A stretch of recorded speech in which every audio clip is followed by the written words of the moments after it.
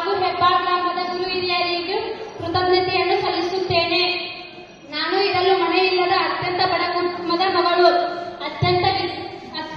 ಅತ್ಯಂತ ವಿದ್ಯಾರ್ಥಿಗಳು ಈ ಸಮಾಜದಲ್ಲಿ ಅತ್ಯಂತ ಬಡ ಕುಟುಂಬದ ಮಗಳು. ಅತ್ಯಂತ ವಿದ್ಯಾರ್ಥಿಗಳು ಈ ಸಮಾಜದಲ್ಲಿ ತುಂಬಾ ಇದ್ದಾರೆ. ಅಂತಹ ಬಡತನದಲ್ಲಿ ಓದಿ ಒಳ್ಳೆಯ ಅಂಕಗಳನ್ನು ಪಡೆದುಕೊಂಡಿದ್ದೇನೆ. ಆದರೆ ನನಗೆ ಹಾಸ್ಟೆಲ್ನಲ್ಲಿ ಸೀಟ್ ಸಿಗಲಿಲ್ಲ.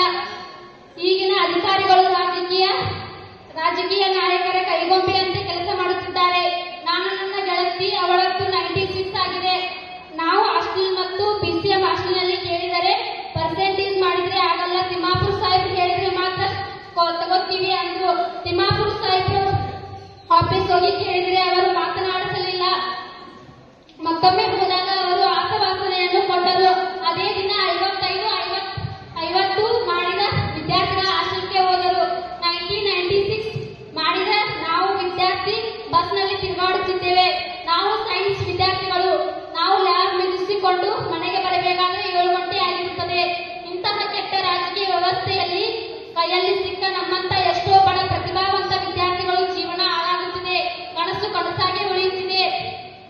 ನಮಗೆ ಸನ್ಮಾನ ಬೇಡ, ನಮಗೆ ಬೇಕಾದ ಸವಲತ್ತು ಕೊಡಿ ಸಾಕು. ರಾಜಕೀಯ ನಾಯಕರು ಹೇಳಿದ ಮಾತ್ರ ಕೆಲಸ ಆಗುತ್ತದೆ ಅಂದ್ರೆ ನಾವು ಎಷ್ಟೇ ಪರ್ಸೆಂಟೇಜ್ ಮಾಡಿದ್ರು ವ್ಯರ್ಥ. ಅದಕ್ಕೆ ಇಂತಹ ಕೆಟ್ಟ ರಾಜಕೀಯ ವ್ಯವಸ್ಥೆಯಿಂದ ಬೇಸತ್ತು ನನ್ನಂತಹ ಎಷ್ಟೋ ಬಡತನ ವಿದ್ಯಾರ್ಥಿಗಳು, ಪ್ರತಿಭಾವಂತ ವಿದ್ಯಾರ್ಥಿಗಳು ಪರವಾಗಿ ನಾನು ಈ ಸನ್ಮಾನವನ್ನು ತಿರಸ್ಕರಿಸುತ್ತೇನೆ.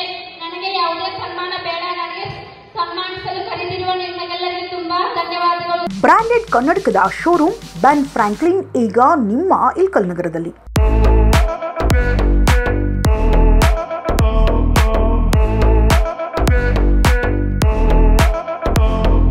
ಡಾಕ್ಟರ್ ಅಭಿಜಿತ್ ಗುರರಾಜ್ ಕಾಕಂಡ್ಕಿ ಅವರ ಸ್ಥಳಾಂತರಗೊಂಡು ನೂತನವಾಗಿ ಪ್ರಾರಂಭವಾಗಿರುವ ಲೀಲಾವತಿ ಹೆರಿಗೆ ಮತ್ತು ಕಣ್ಣಿನ ಆಸ್ಪತ್ರೆಯಲ್ಲಿ ಈ ಬೆನ್ ಫ್ರಾಂಕ್ಲಿನ್ ಕನ್ನಡಕದ ಶೋರೂಮ್ ಪ್ರಾರಂಭವಾಗಿದ್ದು, ವಿವಿಧ ಬ್ರ್ಯಾಂಡ್ಗಳ ಉತ್ತಮ ಗುಣಮಟ್ಟದ ಫ್ರೇಮ್ಲೆಸ್ ಕನ್ನಡಕಗಳು, ಸನ್ ಗ್ಲಾಸ್ಗಳು, ಎಲ್ಲ ತರಹದ ಗ್ಲಾಸ್ಗಳು, ಎಲ್ಲ ವಯಸ್ಕರಿಗೆ ಸೆಟ್ ಆಗುವ 106 ವಿಧದ ಫ್ರೇಮ್ಗಳು ನಮ್ಮಲ್ಲಿ ಲಭ್ಯ.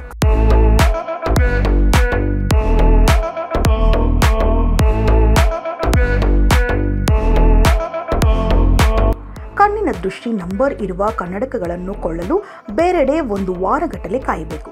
ಆದರೆ ನಮ್ಮಲ್ಲಿ ಕೇವಲ 30 ನಿಮಿಷದಲ್ಲಿ ನಿಮ್ಮ ನಂಬರ್ ಗ್ಲಾಸ್ ಅನ್ನು ಅಲ್ಲೇ ತಯಾರಿಸಿ ಕೊಡಲಾಗುವುದು. ಕೆಲವು ಬ್ರ್ಯಾಂಡ್ಗಳ ಮೇಲೆ ವಿಶೇಷ ರಿಯಾಯಿತಿ ಇದ್ದು, ಹಿಂದೆ ಭೇಟಿ ನೀಡಿ.